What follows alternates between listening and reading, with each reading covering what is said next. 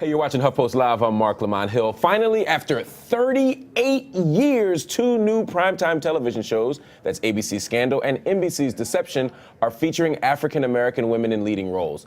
But while Scandal addresses the issue of race head-on, the creators of Deception have been criticized by some for skirting the issue. Are we really in an age where television is colorblind? Joining us to discuss this is Dr. Camille Charles. She's professor of sociology and Africana studies at the Grand University of Pennsylvania. But it's really interesting, though, Camille, because there are so many conversations going on about this. First is, of course, the historical precedence of it all, right? That this is such a rare thing to happen.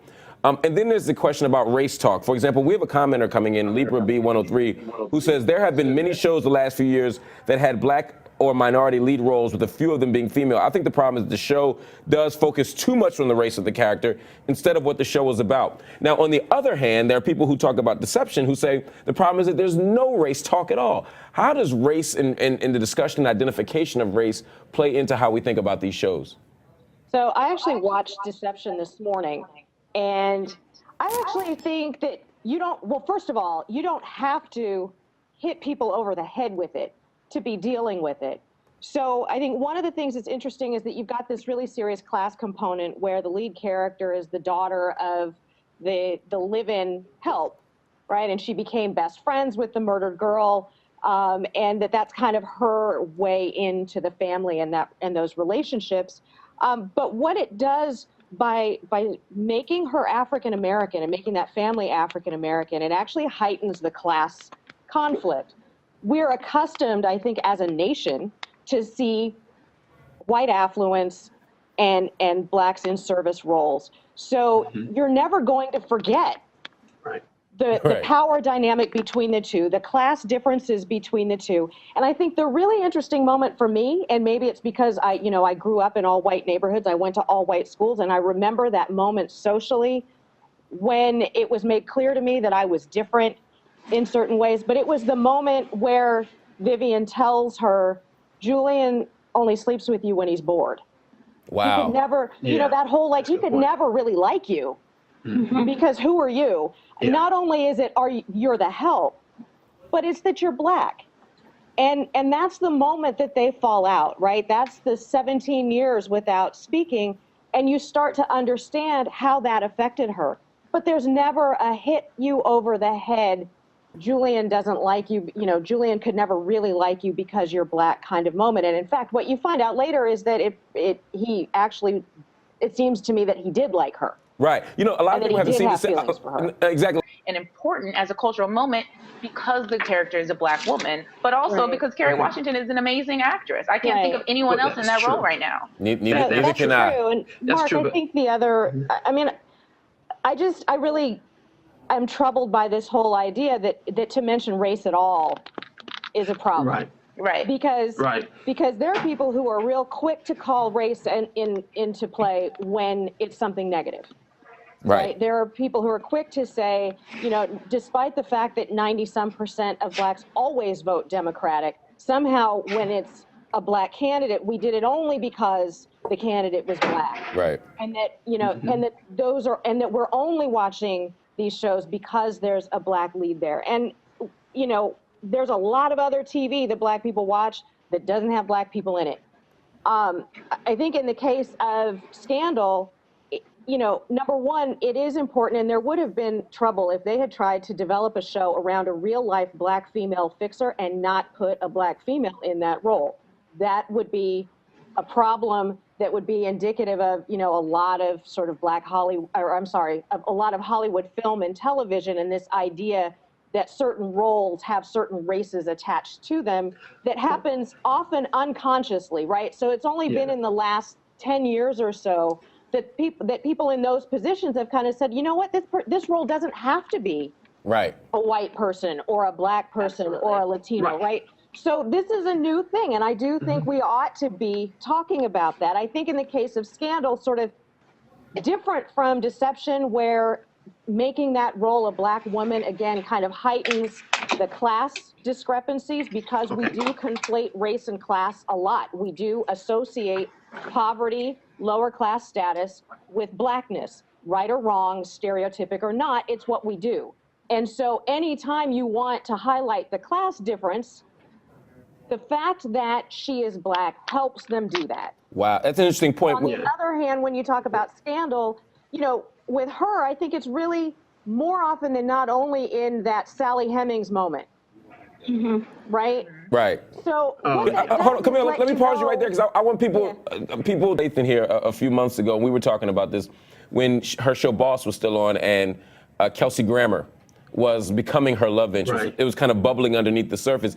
To John's point, is there any danger, like every time we see Black women in these kind of roles on screen, whether it's major network like now or cable networks, they're falling in love with powerful white men who don't want them, or who may want them, or who don't fully embrace them in public? I mean, does that create its own kind of Sally Hemings, Thomas Jefferson kind of undertone? I mean, I think depending on how you do it, it can. I would tend to agree with Elena that in terms of scandal, you really have the sense that it's his position as president, that if he was a powerful man in any other kind of position, that he would leave his wife in a heartbeat. So that does paint the relationship differently.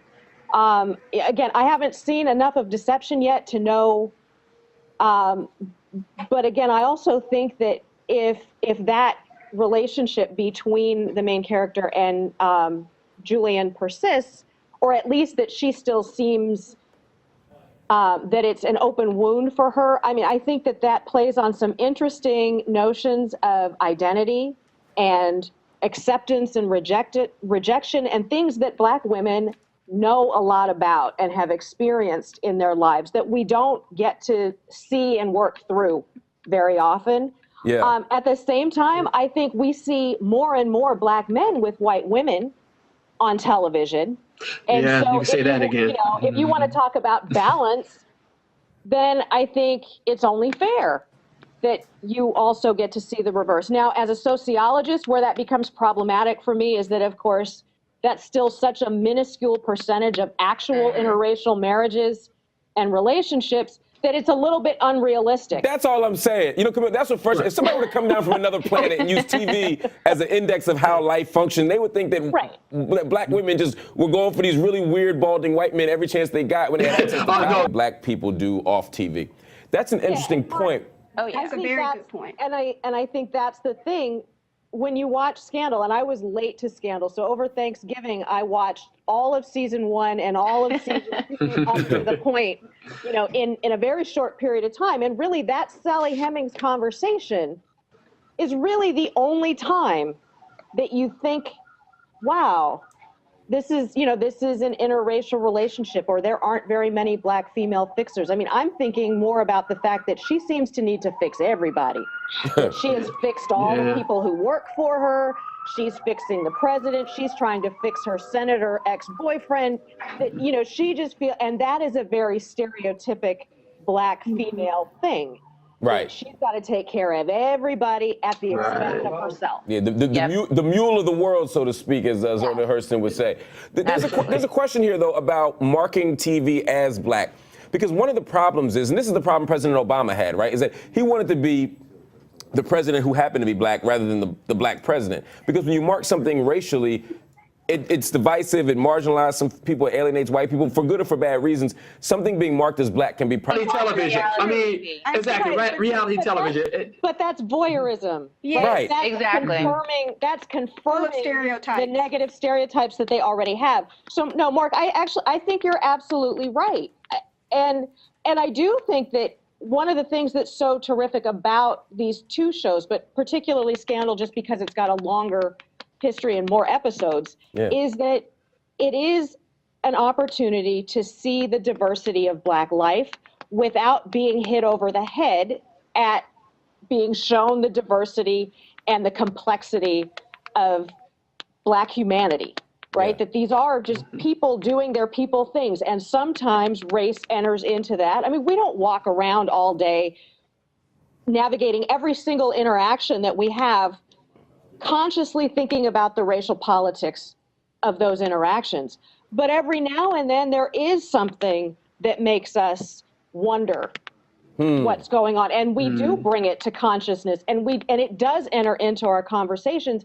And gosh, the world didn't come crashing down, lightning didn't strike. They didn't even break up over that conversation. So, I mean, the other thing that was really nice about that moment is that she does want to talk about race, and it's okay. The thing is, we're not focusing on But think about that. I mean, it's a nuclear family. So, Exactly. so are you uncomfortable with Modern Family because they're all white? Right. Exactly. You know, are you uncomfortable with, you know, with any number of other shows because they're all white? Roseanne, it's for a example. nuclear family, and most Right. nuclear families are monoracial. Right. I mean, if you look at The issue is what's Roseanne, universal. Let's use Roseanne as an example, because that was sort of the working class alternative to Right. to the Cosby Show. If you look at a show like that, I mean, everyone was white. Why? Because they're in Lanford, Michigan, and white people in Lanford, Michigan tend to hang around other white people in Lanford, Michigan. And it would be weird if Darlene or Becky had brought home a black guy, or if they had this, you know, jovial black neighbor who always came in and acted foolish. I mean, to me, that would be more startling and unsettling than having an all-white family. Similarly, here, though, Lester here raises an important question, though, which is what I've suspected all the time, that when white people see a lot of black people together on a show, it gives them anxiety. And maybe they're racist, maybe they're not. I don't care about that so much.